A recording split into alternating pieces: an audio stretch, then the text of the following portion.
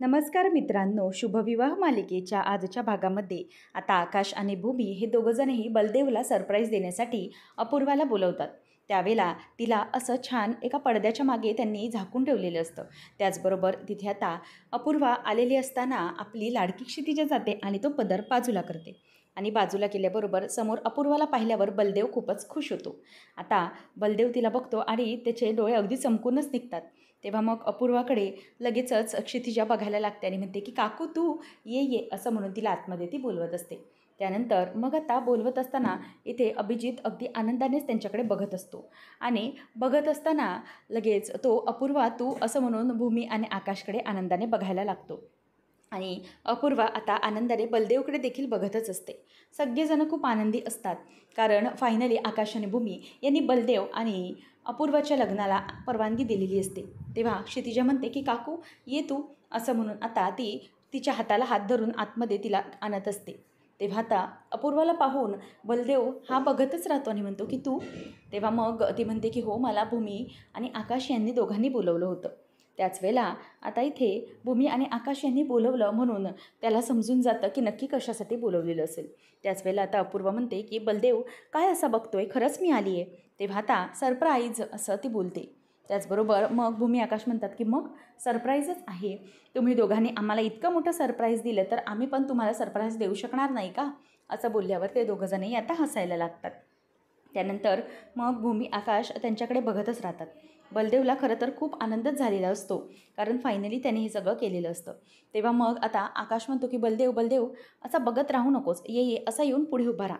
आणि मग तो दोघांनाही बसायला सांगतो आणि म्हणतो की इथे तुम्ही दोघं बसा. त्यानंतर मग क्षितिजा त्यांच्यामध्ये बसलेली असते. तेव्हा अथर्वला तो सांगतो की घे अथर्व, जरा क्षितिजाला घे, त्या दोघांना व्यवस्थितपणे बसू दे. मग क्षितिजाला अथर्व घेतो आणि नंतर भूमी येते आणि बलदेवला त्याचा जो तिनं स्टॅम्प पेपर दिलेला असतो तो परत देते आणि म्हणते की हे बघा हा आहे स्टॅम्प पेपर आणि बलदेव दादा तू मला हा जो स्टॅम्प पेपर दिलेलास ना तो परत घे, कारण ना त्याचा आता काही उपयोग होणार नाही आहे. मग त्यानंतर आता बलदेव ते बघतो आणि म्हणतो की हे परत दिलं तुम्ही. तेव्हा मग भूमी म्हणते की हो आपलं नातं हे विश्वासाचं आहे आणि हे स्टॅम्प पेपरच्या पलीकडचं, रक्ताच्या पलीकडचं आपलं नातं आहे. त्यामुळे या स्टॅम्प पेपरमुळे काहीच होऊ शकत नाही. आपलं नातं हे खूप वेगळं आहे, एका स्टॅम्प पेपरने ते ठरवता येणार नाही. त्यामुळे हे नातं हे असंच राहिलं पाहिजे असं आपल्याला वाटतं आहे, त्यामुळे ते तसंच राहिलं पाहिजे. नंतर मग आता इथे हे सगळं होत असताना अपूर्वा त्याच्याकडे आनंदाने बघत असते आणि मग ते काही त्याने स्टॅम्प पेपर दिले ते खरं तर पाहून त्यांना अगदी आनंदच झालेला असतो. भूमी आणि आकाश म्हणतात की तुमच्या दोघांचं नातं हे कायम असंच व्यवस्थित राहावं एवढंच आम्हाला वाटतंय. अपूर्वा आणि बलदेव दोघंजणही खूप आनंदात राहिले पाहिजेत. तुमचं प्रेम हे असंच फुलत राहिलं पाहिजे आणि जसं आम्ही हे घरात सगळं आनंदाने निर्माण केलं आहे तसंच तुम्ही सगळ्यांनी आनंदाने निर्माण करावं असं आम्हाला वाटतंय. कारण तुम्ही ही सगळ्यांना माया लावावी इतकंच आम्हाला वाटतं, बाकी काही नाही. आता सगळेजण त्यांचं कॉंग्रॅच्युलेशन करत असतात. पौर्णिमा गप्प असते. भूमी म्हणते की पौर्णिमा अगं तू पण त्यांचं अभिनंदन कर ना. तेव्हा मग पौर्णिमा तिला म्हणते की हो खरंच तुमच्या दोघांचं अभिनंदन अपूर्वा आणि बलदेव, खरंच अभिनंदन असं म्हटल्यावर आता त्या दोघांनाही खूप आनंद झालेला असतो खरं तर. त्यानंतर आपल्याला पाहायला मिळतं की भूमी म्हणते की बसा एक मिनिट मी आलेच. तेव्हा मग क्षितिजा म्हणत असते की काकू आता तू माझी काकू झालीस बरोबर ना, म्हणजे आता तू इथे या घरातच राहायला येणार ना.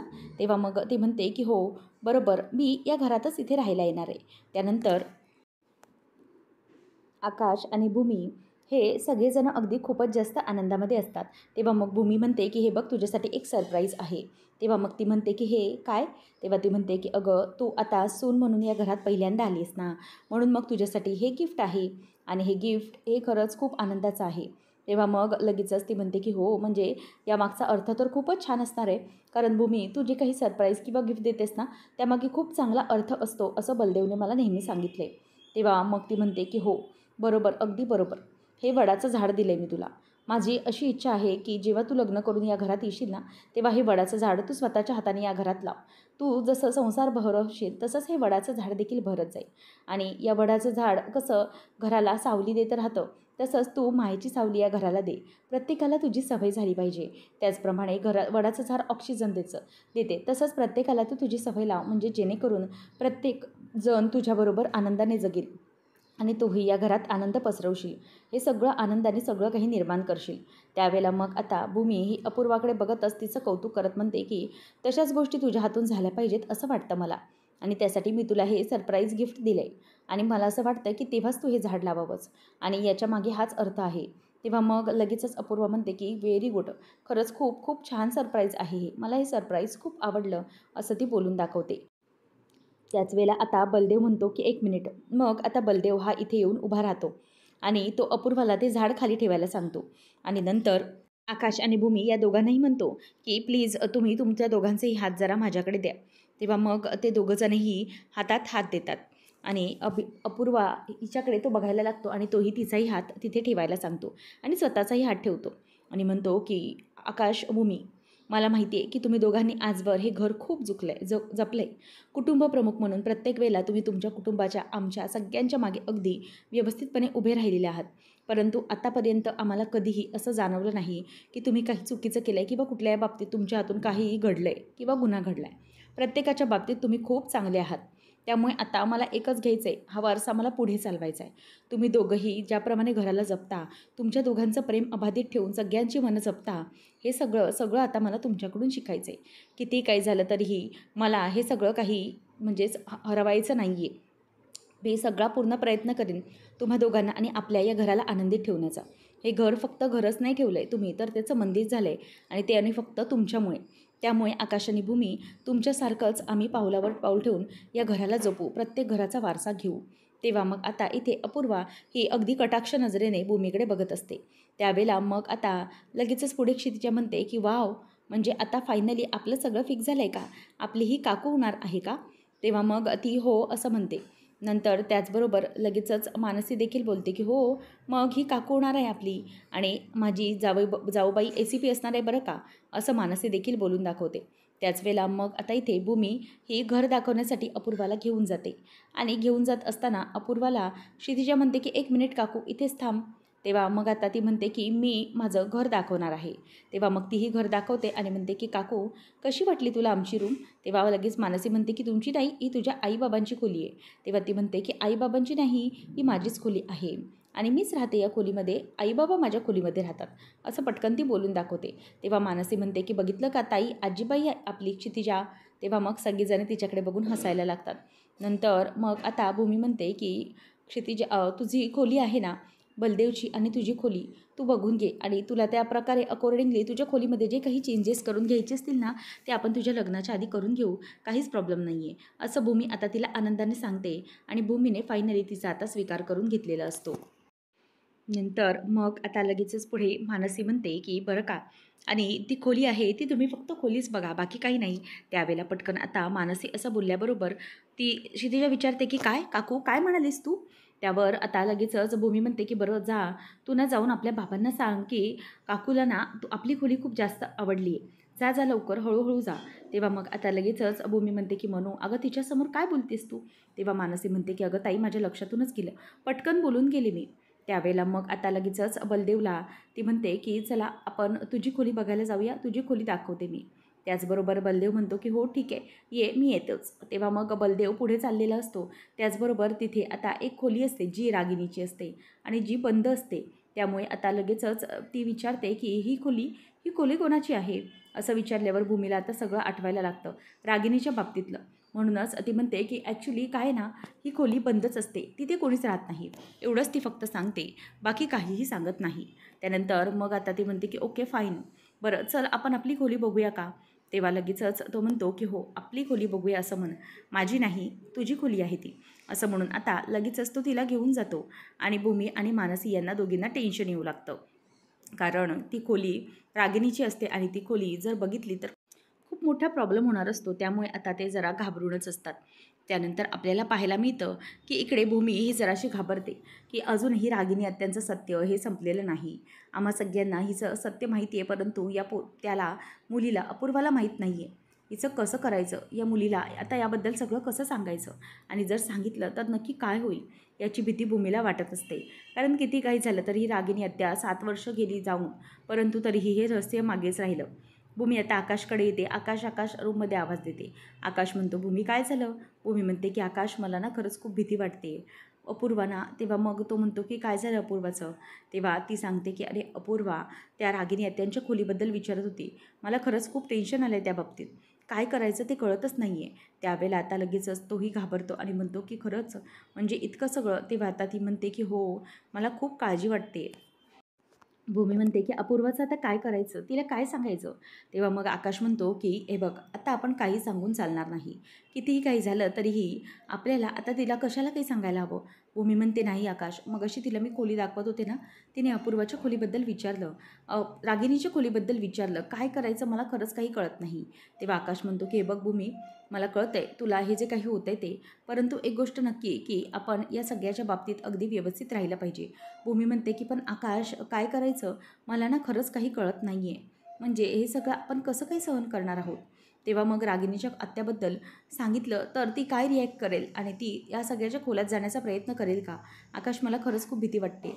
इतके दिवस आपण हे लपवून ठेवलं होतं ना, मग आता अचानकच या गोष्टीमुळे सगळं काही समोर येऊ लागले. काय करायचं काही सुचत नाही. आता काय करायचं आहे आपण, असं दोघेही विचार करत असतात. त्यानंतर मग आता भूमी म्हणते की आकाश, आपण एक काम करूया, आपण तिला ना सगळं सांगून टाकूया.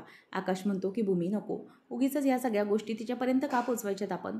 तिला जर तिने विचारलं तर सांगायचं हो आमची आत्या होती, ती कायमची गेली, बस इतकं काही तिला पुढे सांगण्याची गरज नाही आहे. तेव्हा मग भूमी म्हणते की नाही ना आकाश, मला भीती वाटते. म्हणजे ती मुलगी ना अगदी हुशार आहे, नक्कीच काही ना काहीतरी ती आपल्याला पकडेल का, अशी भीती प्रत्येक वेळेला वाटत असते. आणि पहिल्यापासूनच तिला असं वाटत होतं की आपण घाबरतोय तिला बघून, म्हणूनच हे सगळं. तेव्हा मग आकाश म्हणतो की नाही, तू नको घाबरूस, आपण सगळं व्यवस्थित करू. आणि तसंही आता तिचं लग्न होणार आहे, ती कायमची या घरात येणार. तेव्हा मग भूमी म्हणते की हो, म्हणूनच मला या सगळ्या गोष्टी तिच्यापासून लपवता येणार नाही. तिला जे काही आहे ते सांगितलं पाहिजे. फक्त आत्याचं रहस्य आपल्याला लपवता आलं तेवढंच. तेवढं मग आकाश म्हणतो की हो, आपण बलदेवलाही सांगितलं, जर तू हे तिला काही सांगू नकोस तर मात्र काहीच होऊ शकत नाही. कारण बलदेव पण आपल्यावर डाऊट घेईल की आपण हे सगळं कशासाठी लपवतोय तिच्यापासून. तेव्हा भूमी बाजूला जाते, पाणी पिते आणि म्हणते की आकाश, मला जरा काहीतरी सुचू दे, शांत हो, असं म्हणून आता ती त्याला काहीतरी विचारत असते. आणि पण आता करायचं तरी काय. आकाशच्या बाबतीतही तिला तेच टेन्शन असतं आणि अपूर्वाच्या बाबतीतही. कारण जर बलदेवने अपूर्वाला काही सांगितलं याबद्दल तर मात्र प्रॉब्लेम होऊन बसेल, हे तिला अगदी व्यवस्थितपणे माहीत असतं. आणि त्याचमुळे आता ती म्हणते की काही झालं तरी आपण याच्यावर काहीतरी मार्ग काढला पाहिजे. आकाश म्हणतो की थांब, मी एक काम करतो, मी ना गोखले गुरुजींना फोन लावतो. गेले इतके वर्ष आपल्या मनात जे काही गिल्ट आहे ना, त्या बाबतीत काही करता येते का ते बघतो. तेव्हा आकाशच्या डोक्यात प्रकाश पडतो. तो म्हणतो की हो. ती अगदी आनंदाने अपूर्वा आता बलदेवबरोबर खोली बघायला येते. तेव्हा मग आता ती खोली बघत असताना तिला ते पाहून खूपच आनंद झालेला असतो. ती म्हणते की खरंच इथले सगळे रूम ना अगदी स्पेशियस आहेत, अगदी भरलेले, गच्च गच्च, खूप छान आहेत आणि मोठे मोठे. आणि इथलं फर्निचर वगैरे पण खूप सुंदर आहे. तेव्हा मग तो तिला रूममध्ये घेऊन येतो आणि म्हणतो की बघ, तुला कसं वाटतंय हे सगळं फर्निचर वगैरे, सगळं नीट वाटतंय ना. त्यावेळेला मग अपूर्वा म्हणते की हो, सगळं छान आहे, इथलं सगळं छान आहे, हे फर्निचर वगैरे ओव्हरऑल बेडचं. परंतु ना आपण एक काम करूया, इथे ना आणखी एक वॉर्डरोब ॲड करूया, म्हणजे कसं जास्तीचे कपडे ठेवायला वगैरे. तेव्हा मग तो म्हणतो की ओके, ॲज अ विश, तू म्हणशील तसं आपण करूया. आणि हवं तर आपण इथले कर्टन्स किंवा पडदे वगैरे लग्नाच्या वेळेला चेंज करूया, म्हणजे इथल्या रूमचा जरा लुक चेंज होऊन जाईल. तेव्हा अपूर्वा म्हणते की येस, आपण असंच सगळं करूया. नंतर मग दोघंजणही म्हणतात की खरंच ही रूम आपली असणार आहे नंतर ना. तेव्हा ती म्हणते की हो, मला खरंच खूप आनंद झाला, आकाश आणि भूमी यांची ही रूम खूप छान आहे. तेव्हा मग लगेचच तो म्हणतो की भूमी, मी सगळ्यांसमोर बोललो तर खरं की सगळं काही तुझ्या आवडीने होणार आहे, पण सगळं होईलच तसं. पण ना मला आणखी एक बोलायचं आहे, ते म्हणजे आपण लवकरच आता लग्नबंधनात अडकू, आपल्यावरती आणखीनच जबाबदाऱ्या येणार आहेत. आणि मी भूमी आणि आकाश यांच्यासमोर त्यांच्या हातात हात देऊन वचन तर दिलं आहे आपण, की आपण त्यांच्या पावलावर पाऊल ठेवून संसार करू, सगळं काही सुखाचं करू. आणि ते दोघे जसं करतात तसंच आपण करण्याचा प्रयत्न करू. खरं तर बघ ना, किती गंमत आहे नाही. आकाश आणि भूमी जेमतेम आपल्याच वयाचे असतील, परंतु तरीही त्यांनी या घराचं किती हक्काने सगळा ताबा घेऊन सगळं काही व्यवस्थित केले. तेव्हा लगेच अपूर्वा म्हणते की हो ना, मला तर कौतुकच वाटतं. भूमी सगळं किती व्यवस्थित करते, सगळं किती आनंदाने करते, त्याचबरोबर सगळं घराचंही ती व्यवस्थित करत असते. आणि हे सगळं करत असताना आकाश आणि भूमी यांचं नातंही ती जपते, शिवाय सगळं घर जपते, एक मूल असतानाही. आणि आकाश इतका उत्तम बिझनेसमॅन आहे, त्याच्या घराला किती छान प्रायोरिटी देतो. तो ॲट द सेम टाईम भूमीचा नवराही असतो आणि क्षितिजाचा बाबाही असतो. खरंच खूप छान, दोघंजणही खूप छान सगळं सांभाळत आहेत. त्याचबरोबर मग आता अभिजित म्हणतो की हो, तेच तेच तर आपल्याला हे सगळं करायचं आहे. म्हणूनच तर मला सगळ्यात जास्त आनंद होतो की भूमी आणि आकाश हे दोघंही खरंच एकमेकांसाठी खूप बनलेले आहेत, सुंदर आहेत. तेवढ्यातच तिला एक कॉल येतो. अभिजित म्हणतो की बलदेव म्हणतो की मला माहिती आहे तुला ना या कॉलवर वगैरे एकट्याला बोलायचं असतं ना, ठीक आहे चालेल, मी बाजूला जाते, तुझे कामाचे कॉल्स असतील, असं म्हणून तो बाजूला जातो. त्याच वेळेला ती आता जरा तिच्या माणसाशी एका फोनवरती बोलत असते. त्यानंतर मग आता इथे आकाश हा गिल्टमध्ये असतो आणि तो म्हणतो की मी गोखले गुरुजींना कॉल लावतो आणि त्यांना तरी कॉल लावून विचारतो की नेमकं हे सगळं काय सुरू आहे ते. त्याचबरोबर तो म्हणतो की आमच्याकडे काही वर्षापूर्वी आम्हाला प्रॉब्लेम झाला होता. म्हणजे काय आहे त्याचं की आमच्याकडून एक जाणून बुजून गुन्हा घडला आहे, त्यामुळे आम्हाला खरं तर त्याबद्दल खूप गिल्ट वाटतं. त्यासाठी काही करता येईल का? तेव्हा मग लगेचच गुरुजी म्हणतात की करता येईल म्हणजे एक गोष्ट नक्कीच करू शकतो आपण. आपल्या बाबतीत आपण काहीतरी करू शकतो. म्हणजे जर गुन्हा घडला आहे तर तो आपल्याला मान्य करता येणार नाही आणि तो काही वरती उपाय पण नाही. पण एक गोष्ट नक्की, आपल्या मनातलं गिल्ट घालवण्यासाठी आपण एक पूजा करू शकतो. एक देवस्थान आहे योगेश्वरीचं, तिथे आपण गावाबाहेर गेलो ना तर तिकडे तुम्ही पूजा करा. देवीसमोर हात जोडून तुमचं दुःख सांगा. म्हणजे तुमच्याकडून जे काही घडलं आहे, जी काही चूक घडली ते तुम्ही तिच्यासमोर कबूल करा आणि त्याबद्दल तुम्हाला खूप दिलगिरी आहे हे सगळं तुम्ही तिच्यासमोर तुमच्या मनातल्या इच्छा बोलून दाखवा आणि तिची खणा नारणारे ओटी भरा. म्हणजे कसं आहे, तुमच्या मनातलं गिल्टही निघून जाईल आणि देवाच्या समोर आपण सगळं काही आपला गुन्हा कबूल केला तर तो अगदी मनापासून केल्यावर हे सगळं माफ करतो. परंतु तुम्ही हे सगळं मुद्दाम नाही ना केलं आहे, तेव्हा मग तो म्हणतो की नाही नाही, अजिबात मुद्दाम झालेलं नाही आहे, चुकून झालं आहे. तेव्हा मग तो म्हणतो की ठीक आहे, चुकून केलेल्या गुन्ह्याला देवही माफी देतो, म्हणून मग तुम्ही जा तिकडे, म्हणजे तुम्हाला तुमचं काय ते कळेल. तेव्हा मग आकाश त्यांच्याकडून ॲड्रेस वगैरे सगळं काही घेतो आणि म्हणतो की ठीक आहे चालेल, आम्ही त्या पत्त्यावर लवकरात लवकर पोहोचतो. आणि इथे आता लगेचच पुढे भूमी विचार करते की आकाश आपण उद्या लवकरच निघूया. म्हणजे कसं आहे, अपूर्वाच्या आणि बलदेवच्या लग्नाच्या अगोदर घरावरती जे काही सावट असेल, काळं सावट, ते या आपल्या देवीच्या प्रदक्षिणेनुसार तरी संपून जाईल. आकाश आणि भूमी लवकरच सकाळी निघालेले असतात आणि मग आकाश म्हणतो की हो, सगळं काही संध्याकाळी चालू व्हायच्या अगोदर आपण निघून जाऊया. आणि मग भूमी म्हणते की ओटी वगैरे सगळं घेतलं, साडी घेतली, कारण तिकडे मिळेल की नाही काही माहिती नाही, गावाबाहेर आहे सगळं म्हणून. तेव्हा मग आकाश भूमी चटाचट निघतात आणि म्हणतात की आपल्याला लवकर वेळेच्या आत आलं पाहिजे, म्हणजे कसं कोणाला काही प्रॉब्लेम यायला नको. आकाश भूमी गाडीत बसतात. ती इथे बलदेव हा अपूर्वाला कॉल लावतो की काय गं, स्टेशनमध्ये पोहोचलीस का? तेव्हा ती म्हणते की हो, पोलीस स्टेशनला आली आहे मी, परंतु ना बलदेव आता मला जरा पण वेळ नाही आहे, मला घाईघाईत निघायचं आहे. कारण काय, एक गुन्हेगार आहे, तो एका ठिकाणी लपून बसला आहे आणि तो एकदम वॉन्टेड गुन्हेगार आहे, त्यामुळे त्याला मला पकडायचं आहे. तेव्हा मग तो म्हणतो की ओके ओके ठीक आहे, तू तुझं कामात राहा, मी नंतर हवं तर तू मला कॉल कर, मी तुला आता डिस्टर्ब करणार नाही, असं म्हणून आता तो फोन ठेवतो. तेवढ्यातच हवालदार अपूर्वाला सांगायला येतो की मॅडम, तो हातून निसटला.